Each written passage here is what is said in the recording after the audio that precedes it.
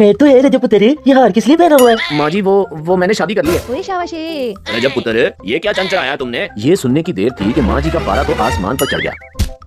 रजब भट्ट ने शादी कर ली।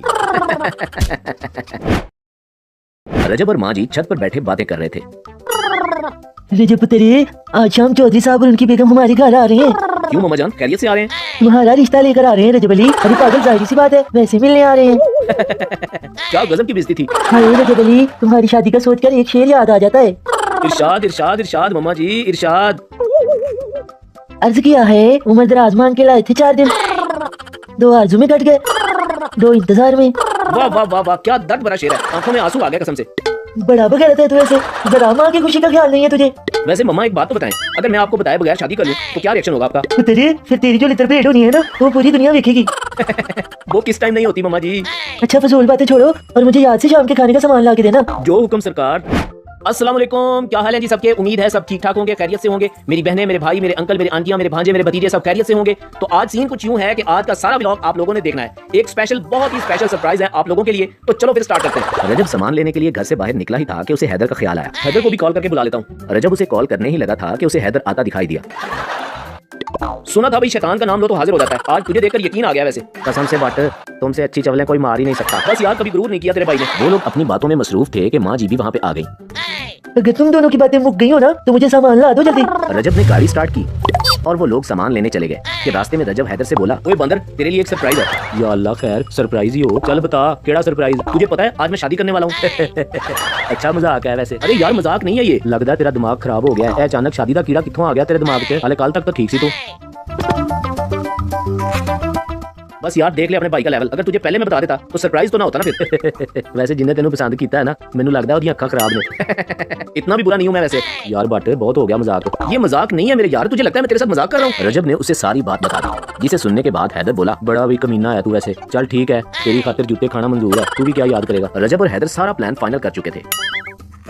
तो मेरे बहनों और भाइयों, सीन कुछ यूं है कि कुछ ही देर में मेरा निकाह है और फिर दुल्हन को लेकर अम्मा से मिलने जाना है। मामा का क्या रिएक्शन होगा ये तो घर जाकर पता चलेगा। सो लेट्स सी, देखते हैं क्या बनता है। माँ जी सेहन में बैठी चौधरी साहब और उनकी बेगम का इंतजार कर रही थी।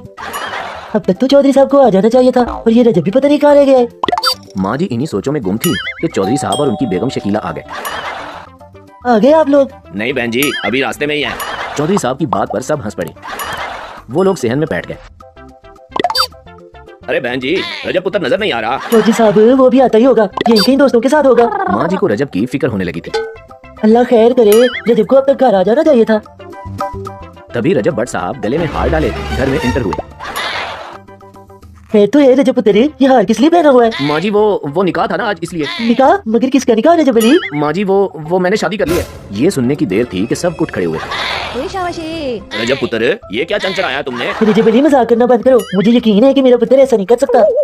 यार मामा जी ये मजाक नहीं है, वो बाहर गाड़ी में बैठी है। नहीं यकीन तो बाहर जाकर देख लें। ये सुनने की देर थी कि माँ जी का पारा तो आसमान पर चढ़ गया। तो ये बगैरत बेहया जलील दबा के रख दिया मुझे जरा भी अपनी माँ का ख्याल नहीं आया। तू रुक जरा। माँ जी ने जूता उठा लिया था। रजब आगे आगे और माँ जी पीछे पीछे भाग रही थी। तुझे तो मैं बताती हूँ, रजब अली आज या मैं नहीं या फिर तू नहीं। वो छोड़ें बहन जी, बस करें, बच्चों से ऐसी गलतियाँ हो जाती हैं। चौधरी साहब थोड़ी गल तो लगता है कि ਤੁਹਾਨੂੰ भी चित्रा की लोड़ है। माँ जी फिर रजब की धुलाई करना शुरू हो गई। अपनी शक्ल देख ते कम देख, कुछ शर्म नहीं आई तुझे? इतनी प्यारी तो है मेरी शक्ल, कितनी लड़कियां मरती हैं मेरे पे मामा जी। उनको अगर इतनी मरने की अखीर आई हुई है तो जहर खा के क्यों नहीं मरती? मामा जी एक बार उसको देखो तो सही यार, आपका सारा गुस्सा खत्म हो जाएगा। चलो जी ऐसा नहीं गल सुन लो, वो की एयर कूलर है जिन्हें देख के मैंने ठंड पे जानी है।